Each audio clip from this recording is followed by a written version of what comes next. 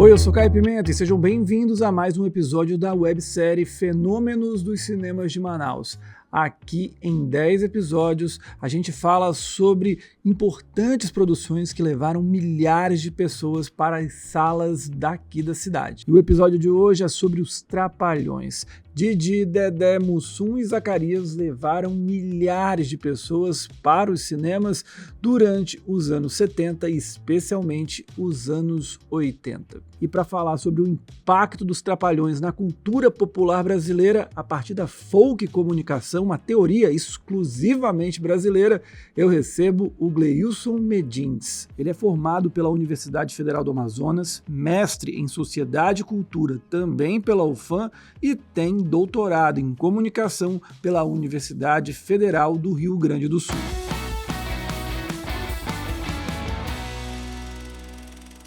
E agora eu estou aqui com o Gleilson Medins, está comigo. Gleilson, seja bem-vindo ao Cine7, como é que você está? Ô, Caio, tudo bem? Estou ótimo. Muito obrigado pelo convite. Eu acompanho o trabalho de vocês. O Cine7 vem fazendo a diferença aí nesse resgate da memória, né, do nosso cinema e nos ajudando um pouco a compreender também o cenário nacional, cinematográfico das nossas produções, né? Muito legal mesmo. Admiro muito o trabalho de vocês e é um prazer, mais uma vez, né, estar aqui participando desse teu projeto. Espero ajudá-los, né, a contento. Vai ajudar sim. Gleilson, eu queria saber primeiro para você, o pessoal pode ter na introdução, talvez fique uma dúvida, o que é folk comunicação? Boa, vamos lá então. A folk comunicação, ela estuda os processos comunicacionais dentro dos ambientes de cultura popular, né? Ela costuma ser muito confundida com o estudo da cultura popular, mas ela não estuda a cultura popular. Ela estuda fundamentalmente os processos artesanais de comunicação dentro desses ambientes populares, que são ambientes, como diz Beltrão, Luiz Beltrão é o pai da teoria, ambientes marginalizados, né? Ou seja, aqueles públicos que estão afastados, né, à margem, né, das grandes produções hegemônicas, sejam midiáticas, sociais, culturais, religiosas, e isso inclui também o cinema. Então, um sujeito folk, um agente folk comunicacional, ele está imerso, ele não está imerso em nenhuma cultura definitivamente, nem na erudita, e nem assim também na popular. Ele fica entre dois caminhos, né? Entendi. Então, os públicos marginalizados, segundo Beltrão, eles podem ser urbanos, rurais, né? Ou midiaticamente marginalizados. Por quê? Porque a minha voz, o meu jeito de ser, a minha forma de me expressar e me comunicar com as pessoas e com o mundo não é mostrada nos veículos de comunicação de massa. Então, eu sou midiaticamente marginalizado. Entendi. Resumindo, né? Ela é muito mais complexa, muito mais multidisciplinar, e por isso que é gostosa de estudar essa teoria, que é, Caio, a única teoria da comunicação genuinamente brasileira. Olha só que legal, né? Muito bom. Lamentavelmente, é bom que se diga isso, ela não compõe todas as grades curriculares obrigatórias dos cursos de comunicação do nosso país, infelizmente. Até onde eu pesquisei, e isso foi a minha última visão passando sobre isso, foi 2019, apenas 16 universidades brasileiras, sabemos que temos muito mais, né? Falando de federais, tem a folk comunicação na sua grade obrigatória. Parintins, se não me engano, vai colocar agora, mas tinha na sua grade de... Como chama as disciplinas que não são obrigatórias? Me deu um branco agora. Me ajuda aí. As obrigatórias e as optativas. Obrigado. E foi lá em Parintins, né, que eu sou egresso do ICSES, que é o fã de Parintins, que eu conhecia a folk comunicação. E a partir daí continuei, né, na produção audiovisual, da qual eu sempre fui vocacionado, e participei de vários projetos de extensão, inclusive produções independentes também. Perfeito. Bem, já deu para entender bem como é que é a folk comunicação, a importância dela, especialmente, como você colocou, sendo do Brasil, que a gente compreende muito bem essa questão da cultura que é marginalizada, né? Porque a gente é inundado pela cultura de massa norte-americana e é importante estudar esses fenômenos que ficam à margem, ali na periferia, que tem muito valor ainda assim. Bem, vamos falar de Trapalhões. Eu queria primeiro saber a sua relação com os Trapalhões, assim, com os filmes dos Trapalhões. Você era um daqueles que ia ao cinema assistir os filmes? Como é que era a sua relação com essas produções? Cara, um tio meu fala que me levou ao cinema aqui de Manaus, né? Eu não vou lembrar o nome, me desculpa, né? Sim. Não sei se Grande Hotel, o Éden, algum desses do centro. Tu, como pesquisador da área, deve lembrar os nomes deles certinhos, né? Sim. Mas eu não me lembro, cara, desse episódio, infelizmente. Mas ele era bem assíduo nesses cinemas e disse que me levou. Mas dos filmes, nossa, como esquecer, né? Assisti bastante, os meus preferidos eu assisti mais de uma vez, né? E sempre que eu tenho oportunidade, na TV, por exemplo, não sei se tu acompanhas a TV Brasil, ela sempre passa, Sim. né? Sequências dos Trapalhões, eu gosto de ficar maratonando também. Você assistia então mais na televisão, né? Mas você E mais na sabia TV. que, né, tinha esse fenômeno nos cinemas e dessa busca. Os Trapalhões foram um grande fenômeno de bilheteria. Eu queria saber o que você atribui, assim, o que fazia os Trapalhões serem tão fortes como foram naqueles, principalmente nos anos 80. Eles começam ali nos anos 70, né, mais oficialmente, Isso. na TV, e depois atingem o auge na Globo nos anos 80. Já nos anos 90 já tem uma queda, e depois eles vão, assim, aí tem também as mortes, infelizmente, e depois o Renato Aragão vai fazendo os filmes dele com participações do Dedé. Mas nos anos 80 foi algo absurdo, assim. O que que você acha que fez os Trapalhões terem esse sucesso todo na cultura popular brasileira? Cara, os Trapalhões é um daqueles fenômenos, né? Que chega e impacta de cara todos nós, todo mundo. Não só Manaus, não só a região norte, mas o país inteiro. E não tinha como ser diferente, né? Eu posso até aqui elencar algumas razões para isso, né? Vamos lá. A representação da comédia popular, influência na cultura infantil, veja só, crítica social, legado cultural, impacto na indústria cinematográfica e relevância, né? Relevância contemporânea, inclusive. Eu posso passar um pouquinho rapidamente falando um Ah, pouquinho fica à desses vontade. tópicos. Se tu tiveres espaço aí, pode ser? Vai à vontade. Tá. Por que representação da comédia popular? Né? Esse grupo dos Trapalhões, formados por Dedé Santana, Renato Aragão, Mussum e Zacarias, eles representam uma comédia popular que refletia, veja só, a realidade brasileira. Né? Os seus filmes abordavam temas como pobreza, desigualdade social, corrupção no nosso país, e sempre com um toque de humor. As tiradas deles, além de serem sempre engraçadas, tinham um background, né, um plano de fundo muito importante, muito relevante, até mesmo críticas duras e polêmicas, né? Uhum. Imperados ali com aquela habilidade literária que especialmente o Dedé tinha, junto com o Didi, né, para escrever aqueles roteiros maravilhosos. A gente que, né, lida um pouco mais com essa questão da escrita literária de roteiros, sabe bem disso, né, Caio? Então, assim, é uma coisa que eu admiro muito nos Trapalhões desde sempre. Então, estava ali, a crítica estava ali, né? Velada, apesar Uhum. daquela habilidade de colocar aquele humor ali, que eu vou colocar aqui entre aspas, inocente, né? Sim. Tá, segundo tópico ali que eu falei, já nem lembro mais. É que você falou muito, muitas coisas. Influência no cenário cultural. Uma parte fundamental da infância, da minha infância, da tua, dos teus pais, com certeza, a juventude dos teus pais, dos meus, foi influenciada por esses caras. Né? Por quê? Porque ali tinha meio que o retrato de todo cidadão brasileiro, né? O malandro, o Uhum. engraçado bobão, o espertalhão, talvez ingênuo, vamos lá, podemos chamar o Zacarias ali. Então, Sim. assim, eles se tornavam ícones da cultura brasileira por isso, e também eles tinham aquela coisa paternal, né? Os personagens deles sempre, né, tinham um carinho especial com crianças, não tinha piada pesada com criança, era sempre acolhedor o tratamento dele com crianças, então a gente se familiarizava, a gente que eu digo eu, criança, eu pré-adolescente. Então, era muito legal isso, muito positivo. que eu quero dizer com isso, Caio? Que dava para assistir os Trapalhões em família, com a família inteira. Tinha ali aquelas críticas sociais sutis nas piadas, porém super importantes, algumas, né, porradinhas do governo de vez em quando. Sim. Falta emprego, nananã, as coisas estão muito caras, aí sempre tinha uma piada ali para comprar, né? Isso aqui eu tenho que deixar um rim na taberna, o moço falar para comprar uma cachaça, até a cachaça dele colocava um imposto. Isso era também muito interessante, muito, muito legal. Mostrava ali as desigualdades, né? E essas Sim. coisas, elas eram muito, muito não, todas as vezes, sempre, né, disfarçadas com piadas e situações cômicas, né?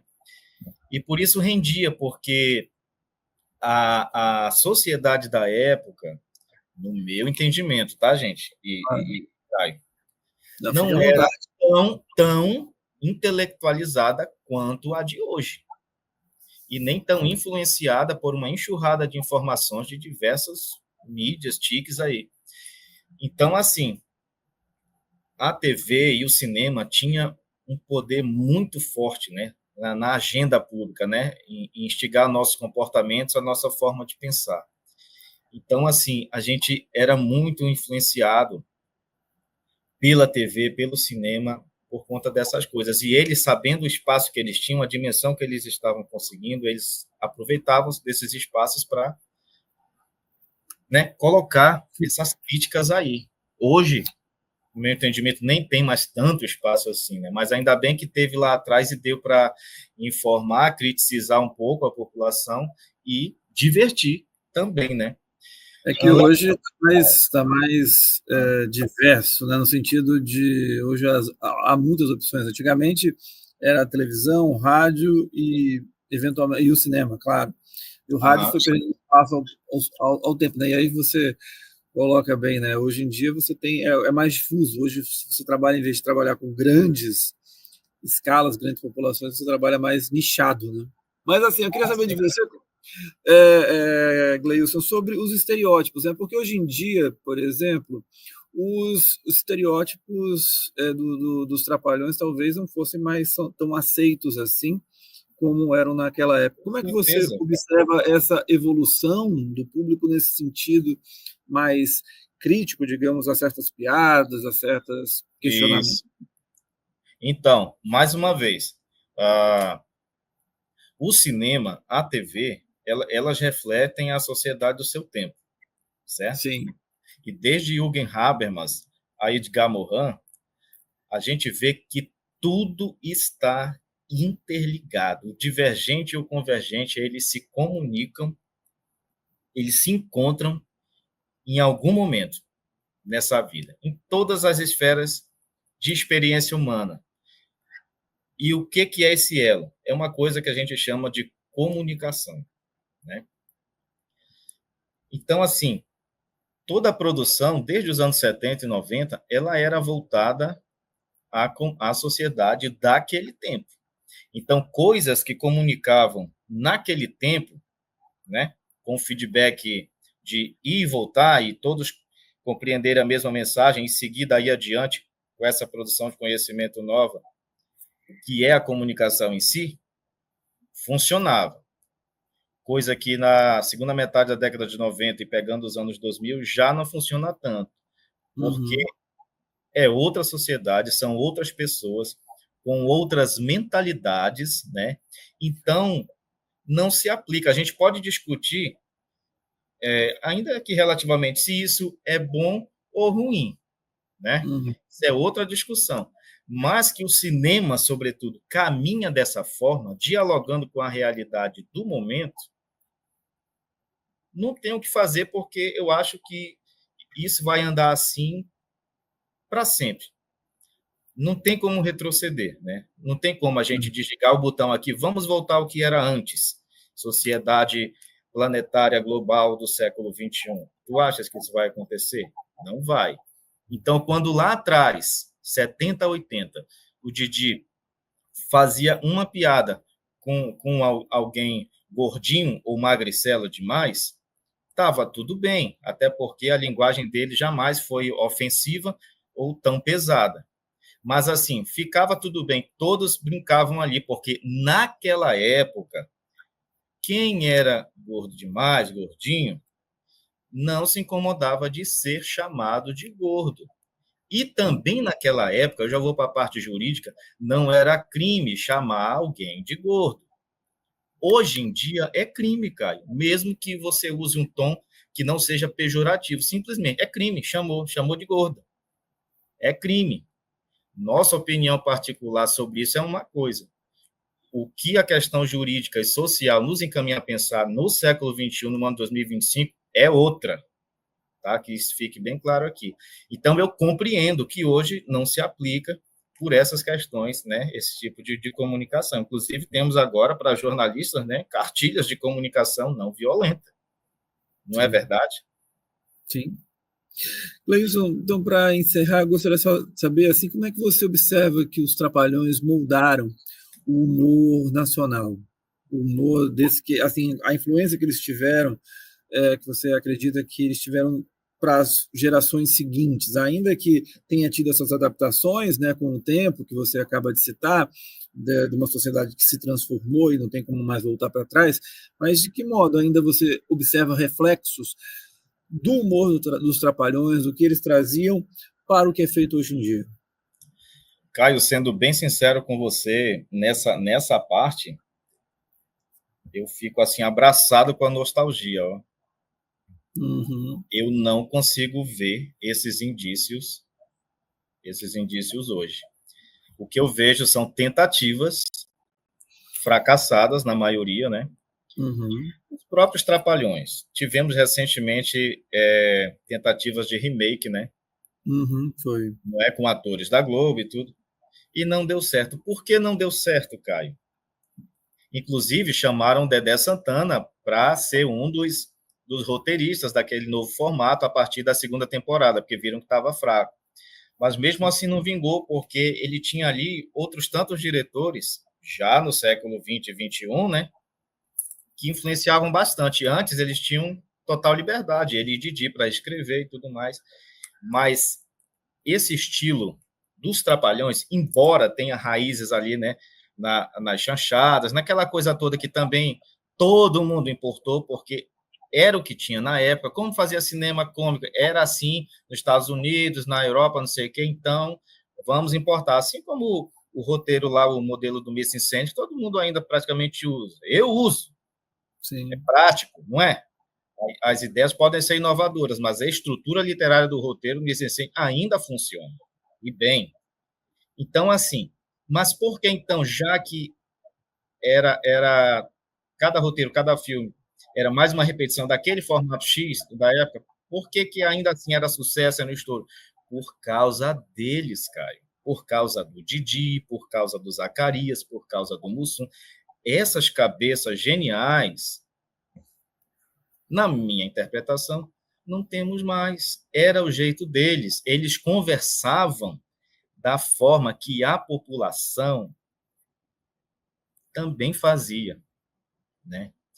Na comunicação, na perspectiva que eu escrevo, o popular é quem nós realmente somos, Caio. A realidade televisiva é uma, a realidade cinematográfica é outra, e o mundo real das pessoas reais é a cultura popular.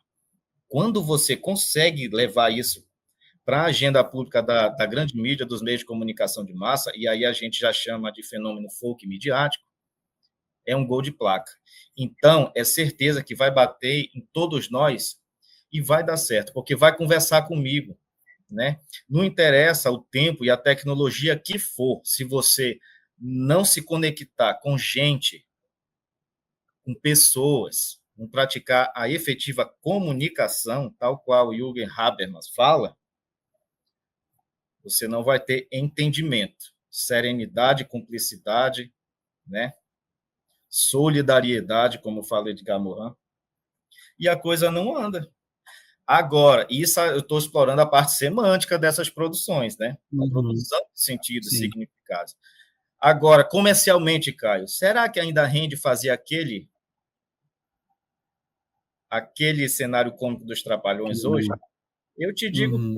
que não, com certeza não. Porque o que a gente tem aí como comédia, não o que a gente entende aqui como analista e pesquisador, com certeza. Mas o que está aí e está rendendo é aquele humor, né? Como é que eu vou dizer, cara? Apelativo, não é? Sexualizado. O humor hoje, sobretudo na TV, é para esse lado. Você vai para o streaming, os stand-ups da vida, é só, né? Exploração do corpo feminino, sexualidade em todas as piadas, né?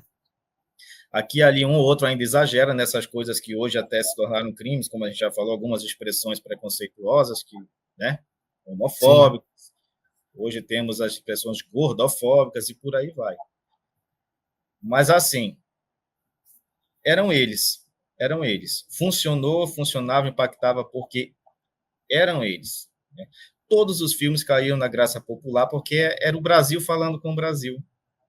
Simplesmente. Sim. Em cultura popular, em comunicação de modo geral, Caio, o simples é o atual. Para saber mais sobre o impacto dos filmes dos Trapalhões nos cinemas de Manaus, você pode conferir no nosso Instagram com Reels de como a mídia cobriu as chegadas desses filmes a Manaus e também no Spotify Deezer com um podcast em que um fã dos Trapalhões fala sobre a experiência de assistir a turma lá na telona. Então não perca, a gente se encontra no próximo episódio da websérie Fenômenos dos Cinemas de Manaus. Até lá, tchau!